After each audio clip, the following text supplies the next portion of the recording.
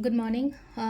Ngasi irai numit ko irai numit ki card ki message ing minarase ado ahambada aina mayam da haijagadabdi Diwali rituals ki oina haidi message thabirako yarani ko WhatsApp ta message kumba thabirako Diwali ritual groups ki aina mamang chahi ju seme mamang chahi ju seme ko chahi ani handaka ahum lok sudoine ko aina sum tawdoisa ado 62840 ko 62840 12412 adu da message thabirako adu da WhatsApp message call di tawbirakano ko only just ahoina Diwali group ta yawgadaba ngai ko yawbuji da ngasai gi fees khatang lawre ko fees katang loise kaigino ha matamsida taseng na haidi seriously yauge na khallagadi adugi damakta ni ko natabida only just matam lenba khatang gi adum hangak pasu dum yawe ko hai lenba khatang gi natraga haidi only just for a time pass kumba dumaina gumba tawbo ko mising je ko aduna haidi fees amabani na haidi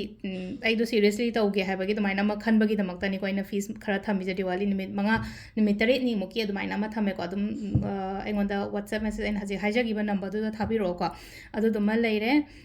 ado ahambada khoi card hum khatang thokjarage card hum sidagi ama khalase ko aduga timing apa ba sai pe yengase ngasi gi na ko irai numit irai gi number ahambada ko number se 71 leire aduga kaladana sky blue gumba ke gumba leire ko aduga amana khoina chak thongbada na khoina sum kaino ma hapon habase ko khoi gi nuti gi khoi gi kaino se ghi se khitang hapiyo ko haidi Friday numit ki oina ghi katang oina hapi ba ko adu sida leire card number 1 card number 2 card number 3 ko ahamba ani shuba ahum suba ko ama khanbira se ko ahamba se khanjra ani shuba khanjra natra ahum suba khanjra ko ahamba khanbagi laiba card se ko ngasi gi oina leina ko hadi ngasi sum mapan thokning dradi thokano ko yumda ithanda nuaina haitara ko wakhan shanti oina leyo ko hadi ahamba gi laiba card se ko hadi meditate tawraga hadi lining aga hadi sorbu ningjaraga smile leina ko adu oiro natraga hadi mayam dagi loina cut off tawraga yumde mapan thoktana hadi isa ithanda isada matam pira gumba lebiyo ko ahamba card ki meaning se ko aduga ani shuba ko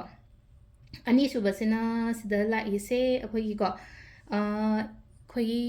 kaino har se imung manung phajana nungsinana leiba khotpa dumai la eko silai jo imung manung nungsinana leiba families kumba dagi sum masak thokpa pot kumba la okolo haibagi dumai ama sulai ko number 2 khanbagi ona hari kaino ma pot ama khoi yumda changa ko imung da changa ko dumai tawraga ko aduga amana last ke sina ko hadi opportunities kumba ma hadi engonda khatang chango haibagi dum malai ko hadi khudong chaba ma natraga hadi mina mateng gumba tawrako oibasai adu oibasai ko mateng oiro natraga engonda thabaki offer oiro